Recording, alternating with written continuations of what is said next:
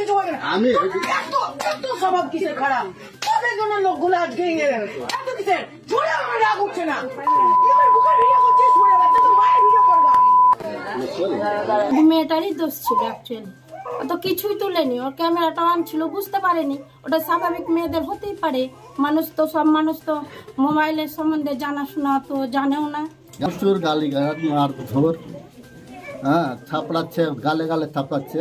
আর কাকে যে ফোন করছে থেপড়েই যাচ্ছে, কথা বলার কোনো সুযোগই দিচ্ছে না। উঠে না, আমি মানে দেখুন, আমার পাশে যারা ছিল, আমার তো মানে দাড়িটাই হয়ে গিয়ে সমস্যা। আমি এমন কিছু করিনি, এই দাড়িটাই হয়ে গেল মূল কারণ। চলন্ত ট্রেনে এক বয়স্ক ব্যক্তিকে গালে সপাটে চড়থাপ্পড় মারছেন যুবতী। একদিকে চলছে মারধর, অন্যদিকে ভিডিও রেকর্ডিং। বালুরঘাট এক্সপ্রেস ট্রেনে সেই ঘটনার ভিডিও ভাইরাল হয়েছে সোশ্যাল মিডিয়ায়। বয়স্ক ব্যক্তির অপরাধ কি? ভিডিওতে যুবতীর দাবি ট্রেনের যাত্রাপথে তার ভিডিও করেছে ওই বয়স্ক ব্যক্তি, আর সেই অপরাধেই তাকে কার্যত সব যাত্রীদের সামনে গালিগালাজ করছেন এবং সপাটে গালে চড় মারছেন ওই যুবতী। বয়স্ক ওই ব্যক্তিকে মারধরের সেই ভিডিও পোস্ট করছেন খোদ রাজ্যের বিরোধী দলনেতা শুভেন্দু অধিকারী। তিনি ওই যুবতীকে কার্যত স্যালুট জানিয়েছেন। কিন্তু আসল ঘটনা কি জানতে একাধিক নিউজ পোর্টালের সাংবাদিক পৌঁছে গিয়েছিলেন মুর্শিদাবাদের ফারাক্কায়। জানা গিয়েছে বয়স্ক ওই ট্রেন যাত্রীর নাম মাফিকুল ইসলাম ওরফে কালু। তার বাড়ি ফারাক্কা থানা তোফাপুর গ্রামে। পেশায় আয়ুর্বেদিক ডাক্তার, আয়ুর্বেদ প্রোডাক্টের ওপর কাজ করেন তিনি। বুধবার ধুলিয়ানি স্টেশন থেকে বালুরঘাট এক্সপ্রেস ট্রেন ধরে একটি বিশেষ প্রোগ্রামে মালদা যাচ্ছিলেন। ওই বয়স্ক ব্যক্তি বলেন, স্ক্রিন টাচ মোবাইলের তেমন ব্যবহার আমি জানি না। ট্রেনটি ফারাক্কা স্টেশন পার হওয়ার কিছুক্ষণ পরেই ওই যুবতী হঠাৎ আমার মোবাইল কেড়ে নেয়। আমি নাকি তার ভিডিও করছি বলে উল্টোপাল্টা বলতে শুরু করে। আমার মোবাইল কেড়ে নিয়ে বিভিন্ন রকম গালিগালাজ থেকে শুরু করে সকলের সামনে আমাকে চড়থাপ্পড় মারতে শুরু করে। আমাকে কোনো রকম কথা বলার সুযোগই দেওয়া হয়নি। আমার মুখে দাড়ি দেখে তাচ্ছিল্য করে কথা বলছে বলেও দাবি করেছেন ওই বয়স্ক ব্যক্তি।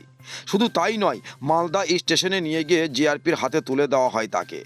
যদিও কোনো অসঙ্গতি না পেয়ে জিআরপি আধিকারিকরা তার মোবাইলটি তাদের কাছে রেখে দিয়ে বাড়ি পাঠিয়ে দেয় মাফিকুল ইসলামকে।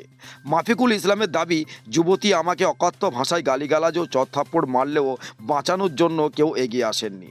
এদিকে সোশ্যাল মিডিয়ায় সেই ভিডিও ভাইরাল হতেই কার্যত নিন্দার ঝড় উঠেছে। বয়স্ক একজন ব্যক্তিকে এভাবে মারধর নিয়েও প্রশ্ন উঠতে শুরু করেছে। আমজনতার প্রশ্ন, মারধর করে সোশ্যাল মিডিয়ায় পোস্ট করে কি বার্তা দিতে চাইছে ওই যুবতী? বয়স্ক ওই ব্যক্তি যদি ভিডিও করে অন্যায় করেই থাকেন, তাহলে কিভাবে ওই যুবতী নিজের হাতে আইন তুলে নিয়ে এভাবে একটা বাবার বয়সী ব্যক্তিকে মারধর করতে পারেন? সত্যি যদি মাফিকুল ইসলাম অপরাধ করেই থাকেন, তাহলে কেন জিআরপি আধিকারিকরা রাতেই তাকে বাড়ি পাঠিয়ে দিলেন? পুরো ঘটনার নিরপেক্ষ তদন্ত দাবি জানিয়েছে সাধারণ মানুষ। এই ঘটনায় কে কি বললেন শুনুন বিজ্ঞাপনের পর। ভারতপুরে এই প্রথমবার ইলেকট্রনিক্সের শোরুম স্কাই ইলেকট্রনিক্স পাবেন নামি দামি কোম্পানির AC, fridge, deep fridge, washing machine, গিকুলার, স্মার্ট এলইডি টিভি ইত্যাদি কোম্পানি সমস্ত রকম জিনিস ন্যায্য দামে পাইকারি ও খুচরো পাওয়া যায়। বিশেষভাবে মনে রাখবেন, সমস্ত কোম্পানির ফাইন্যান্সের ব্যবস্থা আছে। ভরতপুর কিষাণ মান্ডির সন্নিকটে, ভরতপুর, মুর্শিদাবাদ। আমাদের মোবাইল নাম্বার 7864830468 এবং 9800429021। আপনারই সঙ্গী আর কি মালদা যাচ্ছিলেন, সেই সময় এক ভদ্রমহিলা, তিনি নাকি ভিডিও করছেন এমনটাই দাবি। তারপরে মোবাইল ফিরে অকথ্য ভাষায় গালিগালাজ মারধর করে। কি বলবেন? আমরা তো পাশের বগিতে ছিলাম, তো এসে দেখলাম মানে হতভম্ব, একটা বাবার বয়সের লোককে মারছে, কেউ তো প্রতিবাদ করলো না। এবার আমরাও ছেলে বলে ছেলেরাই ছেলের দিকে হয়ে গেল, আর আমি একা মেয়ে, কি বলবো, ওই জন্য আর কিছু বললাম না। মেয়েটারই দোষ ছিল অ্যাকচুয়ালি। ও তো কিছুই তুলেনি, ওর ক্যামেরাটা অন ছিল, বুঝতে পারেনি। ওটা স্বাভাবিক মেয়েদের হতেই পারে। সব মানুষ তো মোবাইলের সম্বন্ধে জানাশোনা তো জানেও না। ঠিক আছে। এবং তার কি ভিডিও এসছে ক্যামেরায়? না, একটু হাত এসছে অল্প দিয়ে এভাবে কটক্ষ গালিগালাজ মারধর করেছে। ওর বাবা নিষেধ করছে কি এগুলো করিস না, কিন্তু মেয়ে তো শুনছে না, করবে। এখন ও কাকে কাকে ফোন করছে। আপনার সঙ্গী কি ধরনের? ভালো, মানে ভালো, কিছু অত জানে না, যেমন বলে তেমন জানে, এটাই। কিন্তু ওই বাবার বয়সের এরকম লোক করলো, পরবর্তীতে ওই ভুগবে। এখন দেখা যাচ্ছে গোটা দেশে হিন্দু মুসলিম হচ্ছে, তা সত্ত্বেও আপনি একজন মুসলমান সঙ্গীর সাথে হয়ে কথা বলছেন। আপনি আমি দোষ দেখলে তো দোষটা বলবো, আর দোষ না দেখলে তো বলবো না। তাতে হিন্দুই হোক, মুসলিমই হোক, জৈনই হোক, খ্রিস্টানই হোক, ঠিক আছে। আপনার নাম? আমার নাম ছন্দা রানী দাস। আপনার বাড়ি? এখন বরগাছি, আদি বাড়ি বাবার বাড়ি জঙ্গিপুর। একটা ভিডিও ভাইরাল হয়েছে আপনার, সেখানে দেখতে পাচ্ছি আপনাকে প্রচুর মারধর করছে এবং গালিগালাজ করছে, এবং সেই একটাই কারণ সেখানে আপনি ভিডিও করছেন, কি বলবেন?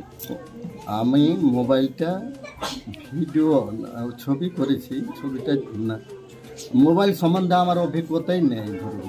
হ্যাঁ, তো আমি উনি আমার কার সাথে কথা বলছিল জানি না, তো আমার মোবাইল দিয়ে দেখে আমাকে বলছে কী করছেন এই করে টার্চার করতে লাগলো। আমার মোবাইলটা কেড়ে নিল, কেড়ে কাঁচাড় মেরে দিল। আমি বলে কী হয়েছে ম্যাডাম বলুন? বললে ভিডিও করছো? ভিডিও করলে তো আপনাকে বলতাম, ঠিক আছে, আর ভিডিও করলে তো আপনার ফেস প্রচুর করতাম, হ্যাঁ পুরোটাই। আপনাকে তো আমি ডাইরেক্ট দেখতে পাচ্ছি, তা আপনার ভিডিও করে আমি করবো কি? ঠিক আছে, তো কিছু মানলো না, RPF ডাকলো, RPF গালিগালাজ, প্রচুর গালিগালাজ, মারধর, হ্যাঁ থাপড়াচ্ছে, গালে থাপড়াচ্ছে, আর কাকে যে ফোন করছে ফেপড়ে যাচ্ছে, আমার কথা বলার কোনো সুযোগই দিচ্ছে না। তারপর কি হলো? তারপর ও বললো যে চল থানাতে নিয়ে RPF থেকে ফোন করলো। ফোন করে তো কথা বলছে, কার সাথে কথা বলছে, ভাষা তো বিশ্রী ভাষা। এখন আসুন এখানে আসুন, হ্যাঁ এটা বুঝছে। জিআরপি অফিসে ফোন করে ডাকলো, জিআরপি এলো, গেলাম। আমি চলুন না, আমি কিছু করেছি, চলুন আমি হয়তো। তো ওইখানে বললো জিআরপির এত রিকোয়েস্ট করলো, তবুও কেউ মানে জিআরপিদেরও রিকোয়েস্ট শুনছে না। হ্যাঁ বলছে আমি একে উঠাতে চাই। কটার সময় আসলেন বাড়ি? আমি রাত ওই 10টার আগে হয়তো ঢুকেছি, 10টার পরে। কি চাইছেন এই রাজ্যে? এইভাবে রাজ্য সরকার কি ভিডিও দেখতে পাচ্ছেন, এবং আপনার ভিডিও ট্যাগ করে ছেড়েছেন শুভেন্দু, রাজ্য বিরোধী দলের নেতা শুভেন্দু অধিকারী, এবং তিনি মেয়েটাকে বাহবা দিয়েছেন, কি বলবেন? এখানে আমি মানে দেখুন, আমার পাশে যারা ছিল, আমার তো মানে দাড়িটাই হয়ে গিয়ে সমস্যা। আমি এমন কিছু করিনি, এই দাড়িটাই হয়ে গেল মূল কারণ। মানে আপনি মুসলিম? আপনার নাম? আমার নাম মাফিকুল ইসলাম। বাড়ি তোফাপুর ছিলেন, এবং উনাকে দেখেছেন কটাক্ষভাবে গালিগালাজ, মারধর এবং মোবাইল ভেঙে দেওয়ার অভিযোগ করেছেন, কি বলবেন?